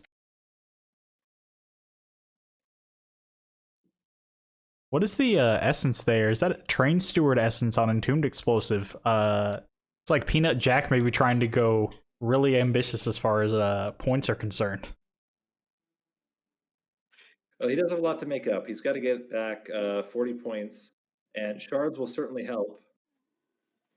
Yeah, I almost wonder if it might have been, I mean, maybe even less ambitious to just hope that, hope for a death from Kachua here. I mean, obviously it's tough to I predict think- how rough the run is, but that might have been the way to go. there's one thing you're not considering. He might have had to do it to get the last Train Steward just out of the deck. That's true. And the the Hallowed stats are Halls. not the way that it's set up is with Crushing Demise and Hallowed Halls, you really don't care about the stats. Not much anyway. Man, I can feel for a man who is struggling to clear Ring 5 during a finals of a tournament. Yeah. So there might be some kind of like really reliable setup, depending on if there's another dupe available between here and the Helvet in the last ring, for Peanut Jack, where you just go like double Hallowed Halls, double Crushing Demise, with holdover, and then you, or at the very least, just the double Crushing Demise with holdover, and then you play that to plug leaks on your tank's top floor. Hallowed Halls kind of dealing with the small units on middle. He's trying a new line here. I think the idea is to try to get more damage onto the Shattered Shell, and maybe combined that's able to do it. The problem is that he didn't get they didn't die. that's the issue. Oh wow, look at that that Hallowed Hall's middle floor right there for Jack was rough. Paraffin Enforcer straight into Sentient, capping out the Hallowed Halls. And there is the risk. Okay, he has one more chance at it. He's really got to get a solid Hallowed Halls here. Yeah, I think double Paraffin Enforcer will do it. Oh wow, Sentient front is it's close. No, it's not even close. All you could ask for the ordering, but it's not enough. So can he squeeze out one more unit if Tomb comes in earlier is a question. I think so. I think if he hits Sentient Tomb, Paraffin Enforcer, then he also gets the other Paraffin Enforcer. So we got Admiral busting out a kill here on his second try. Ring 4 with no damage. So we're seeing him really do well with practice, but unfortunately, it's just not going to cut it. I like seeing the Awake and the Engraft for his full explosive Sentient build. He's going for the other one that I didn't mention. The problem is now with that restart, that's 15 full points that Jack cannot get, which puts him even in a more dire position. He not only has to win now, he has to win all the way through Divinity. Oh, did Jack restart on Ring 6? He did. Ugh. So I'm going to run some numbers. Okay, Nate. I was going to say, we kind of end things off with this kill floor. I don't think anyone's going to make it to Seraph in time, even if they're able to pass through. Yeah, so I'm currently running through the numbers in my head on Jack's setup here. The really tricky thing with this Hallowed Halls is that he has 1s, 2s, and 3s. He's on 6 capacity on his non-middle floors, which means that he needs to not hit both of his 3s within the... He has to have one of his 3s be last, I think. Yes. So I actually think he already solved it. What he solved here is that he can Hallowed Halls every floor now. Before, he could not. He had to get lucky and try to draw properly on the middle floor and then the bottom floor. But now he's playing it so that... that's unfortunate for him. He really didn't want to see the Sentient there. But it might be okay. Sentient will die immediately, then he has a chance to get it back. But having all 3 floors hit rather than just the middle and top, I think gives him a much better shot of trying to clear Fel here. Although that guy is... Crushing Demise. There you go. Crushing Demise gets him. Yeah, sequencing wise, if he does need really like one really strong wave, with all 4 of these units in, he has a 25% chance to be able to Hallowed Halls all 4 units. Like he just did. Yeah, he's guaranteed all 4 units as long as one of his Paraffin Enforcers would be the very last unit summoned from Hallowed Halls. Otherwise, he can only get 3. And sometimes, basically just 3. I'm curious on the Crushing Demise play there instead of just killing that middle liner.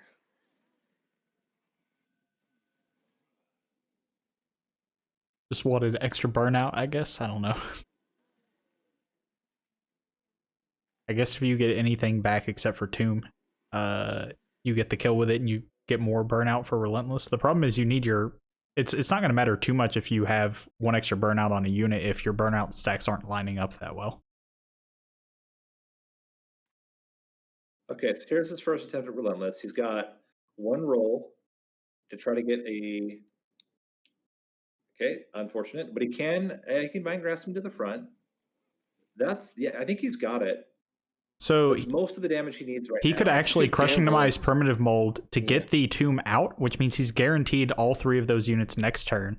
He could have even just not played the Entombed Explosive there to guarantee that he plays all 3 of those units every floor here. But he can descend it. He can bring them all back and descend it. He cannot descend it. It doesn't matter. He's fine. He'll get into the next floor. He can do 600 damage no matter what he gets back. But I would probably descend. Either descend and Primitive Mold, keep it in hand. But that's also rough. Yeah, I like Crushing Demise Primitive Mold and just not play it. But you might get sentient. That is true. Adding 700 damage, I think, is absolutely fine. You play the sentient up top to guarantee it's going to be there, and it really doesn't matter. I mean, honestly, this sentient might be enough to kill it by itself. It's not enough, but it's close. And he gets the nuts draw, and gets to progress. So he has a chance. He's got to get 2 Divinity. He has to get 2 Divinity, and he has to win. He doesn't have to flawless it though. Yeah, I mean, at this point, he has the speed run. There are ways you can get this run to go very fast. If he picks up a Legion of Wax here, you can just throw Entombed Explosive on Legion of Wax and just start spamming that every turn and burn through Divinity real fast. Well, he can't get any more draft units, so he won't be able to get anything else like that. But he could. It could be that it's much smoother without having so much multi-strike, which he won't see really for the rest of the run at all, because you're going to have Patient. But Patient, Hallowed Halls does rally Patient though, correct?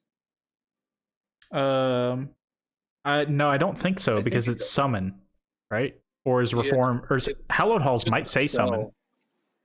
It's just the spell, I think. I don't think Just the incant? Yeah. And the fact that he can Restoring Retreat means that he could kind of manipulate a little bit. Yeah, so no one went for the pure explosive, just scale damage build with Wicklash, and I'm curious how well that would have done. So Probably better. I don't know about Peanut Jack's pivot here. He goes into Cultivate 1. I don't know about it. I think the 40 spikes is really valuable. Yeah, it's also not like you're going to be getting that many triggers from it. I don't think he's doing it for the triggers. I think he's doing it for the draw, but I don't even know for the draw if it's worth it. I guess, you know what, he did take capacity twice so that he can always guarantee his whole floor shows up. So that's why he took it. So you can still have the draw, but take extra capacity a second time.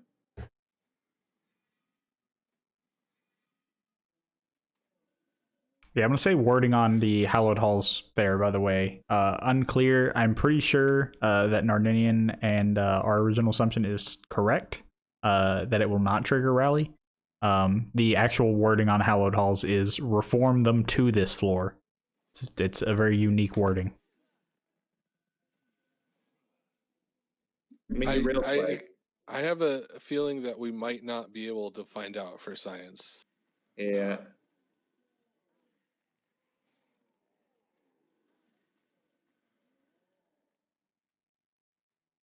So the ordering I suppose here, it's appropriate the Murder Seed is the final one of the whole run. I mean, it's not as murdery as the last one. By Murder Seed, I mean by the choices the players have made, it became a Murder Seed. The finals of the last tournament was the I think it was Plink Torch with armor trials at the beginning. Oh man, that was when everyone had to take a trial. Yeah, that's true. Well, at least players felt like they needed to take trials every time, so they just snapped off the trial immediately and all immediately regretted it. I've realized I've not been paying attention to Admiral's run here. Is he still? This is his first attempt at Ring 5. He's not restarted, correct? Yes, I believe that's correct. It took him a while to get through 3 and 4. That's what I just wanted to check. Yeah.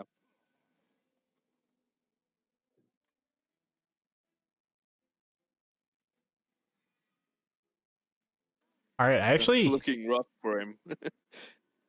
Well, he slowed down for this turn a little bit. I was going to say we were starting to see some pretty crisp play from Jack trying to get through the run fast, but difficult turn Now he's here gonna involving be this Darkwing. He's in the tank. Yeah, this Darkwing's Now, a real correct me problem. if I'm wrong. I believe Ka may have restarted this ring before.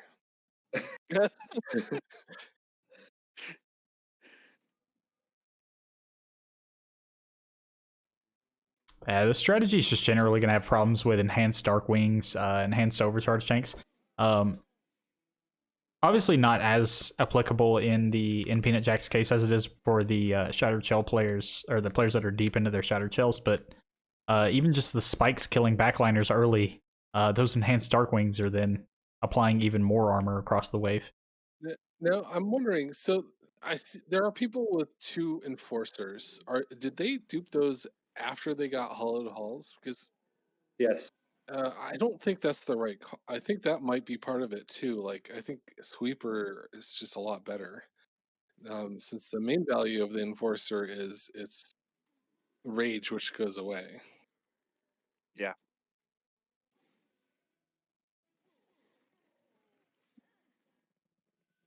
I'm gonna have to play this seed.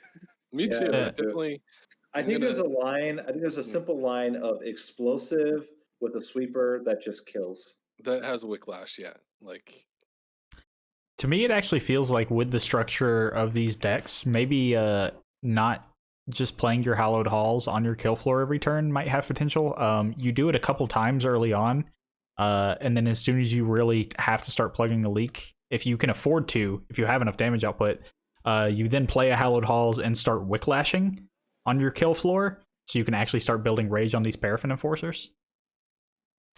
I mean, yeah. I mean, I would just go no hollowed halls. Like there was. Well, no I'm saying, wake, given the no deck that draft. they have, you know. Yeah, there's no wake. So There's no Admiral, draft. Yeah. we get to modify the scoreboard, guys. Admiral is going to get a clean kill Oh dang! onto this Ring 5. Oh man. Progress. And Jack will take some damage, but he will get the kill here on this floor with the Hallowed Halls. How are we for time? 11 and a half Tight. minutes. So he didn't restart that one. No. He just didn't get a flawless. But we're getting ever closer. It's now a 35-point game. So looking at that second Hallowed Hall is not the time for long Turning down the deliberation. resin removal. I don't like turning down the resin removal.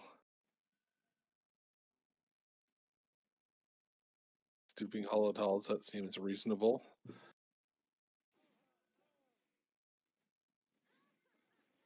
Man, even with 3 screens, the bottom one is blurry, darn it. Oh, yeah. It's because you're sharing it. I don't actually have 3 screens, I see. Should have put an 8 in the bottom right, but I didn't have a way to force it. Yeah, it's unfortunate. Blurry scoreboard. I'm still not sure if it's as much the bottom right as it is just coincidence for the players that were in the bottom right, because I know that Jack said that he had some connection issues, as well as Sinister Saturnine, Sato, who was another player that was there consistently. Yeah, I think I mean, obviously there's a line here tournament-wise in retrospect that just involves playing a little more conservatively with your shards. Obviously you're getting insane benefits out of these shards, but I think you didn't need nearly as much to get a lot of the powerful effects that you're getting. And you're seeing a lot of problems with the enhanced overcharge tanks and enhanced dark wings.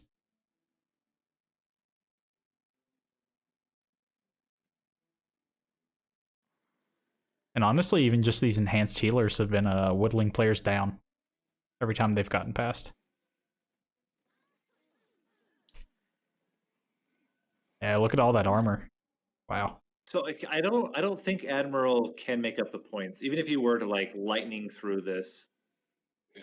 He's down by 76. He can get a few more from shards, but I don't think, let's see, 15, 30, 45. You can only get 60 unless he gets 2 flying kills. Yeah, I think he's out. So it's really going to come down to whether Peanut Jack can get flawless on Seraph, and then he has to flawless Divinity. That'll be challenging. Big ask. Yes.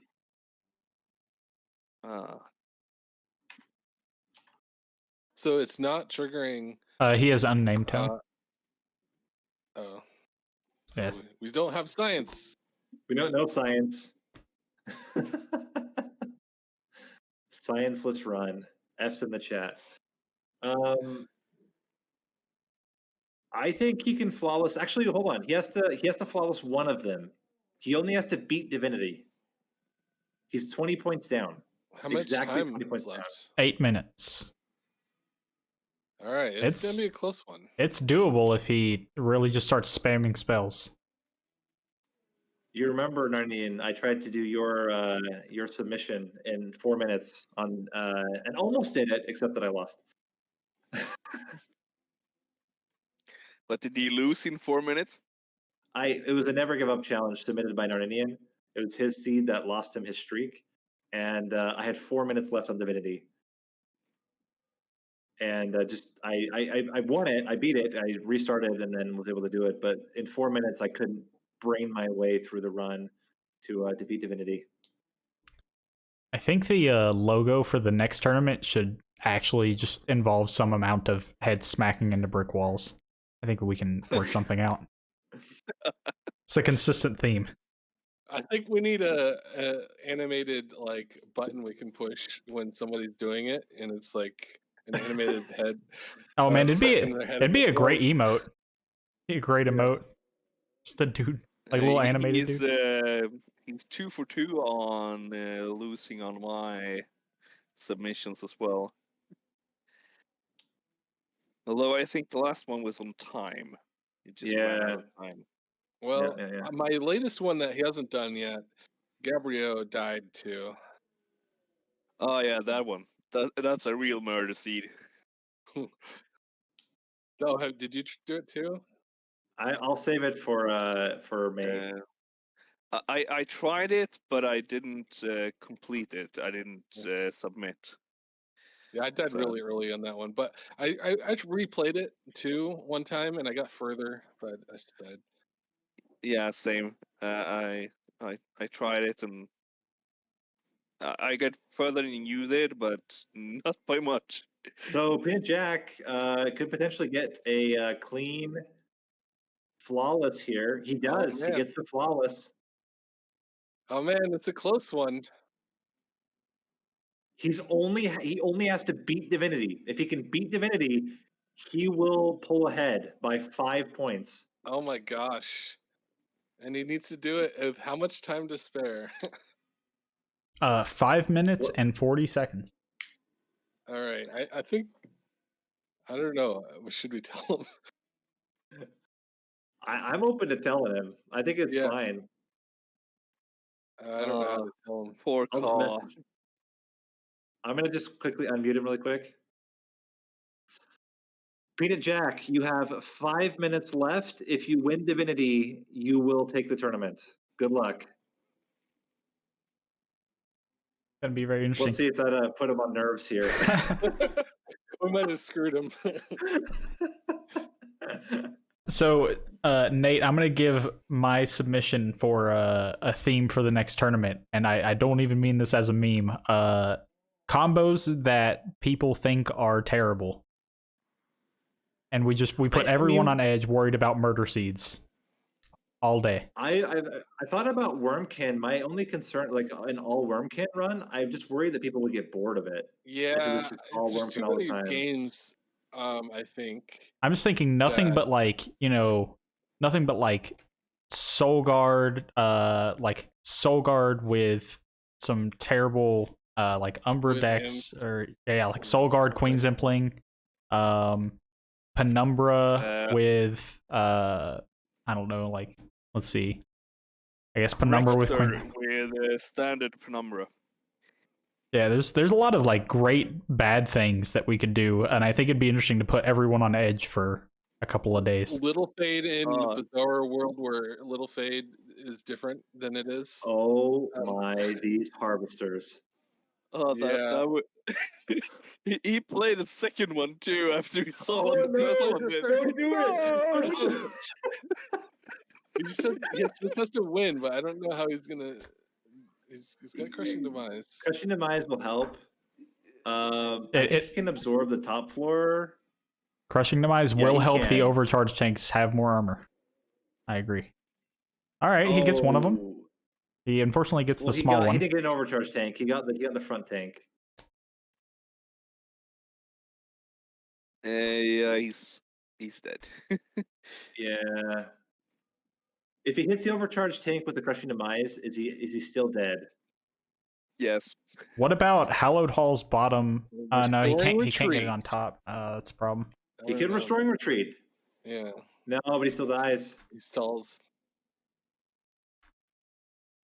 I think it's over. The But it's dream so is close. dead. Yep, that looks like that's gonna do it. Just a massive leak problem. Who got stuck on ring 4 Oh. from 5? Yeah. All right, I'm gonna say we call it. Yep. Let's call it. I mean, it's the funny thing is, if Ka made it through that ring and then just won one more, he could have done it too. So we're calling it, guys. Hold on. We're calling it. Oh wow. What to say about this seed? Ka, you were me yesterday twice. I feel your pain, man. It is a nightmare. Despite your best efforts, you still win though. Wow. I can't believe it, to be honest. I was beating my head on my keyboard, just like, dude, what if we changed this minor thing about placement? Oh gosh. And Point- Peanut Jack, we were certain there was no chance in the world you could catch up, but man, that Divinity fight was brutal. Oh, how many points was it by? 5. Oh my gosh. 5 points. Holy moly. Oh, that huge lead in the first one. Yeah. I mean, you couldn't get it tighter for a race that had no business being this tight. Jeez. You could have won by taking 10 more packed shards. No. He'd have to No, have it's taken. 5, hit 50. Yeah, he's already at. He can Oh. only take one more extra point. So, Oh, really? if you had flawless one more time or had not had to restart on ring 6, you would have been fine. But that is brutal. Some of those fights were really, really tough. So for everyone on the final call here, congratulations to Kachua, champion Oh my gosh. champion of the 4th Monster Train Invitational Tournament. Congrats, dude. Thank you so much. Wow, it was a journey for sure these past few days. So much support from a few people. It's really nice. Thanks Kachua, for everyone who's tuning in to my stream. yeah, I hope you appreciated the transition between day 1 Murder Seed into day 2 putting you off guard by being not too yeah. bad and then returning to Murder Seed. Yeah, that definitely. I'm surprised. I was like, oh man, double hollowed halls like this with like quick multi-strike. You know what? This should be fine. It was not fine.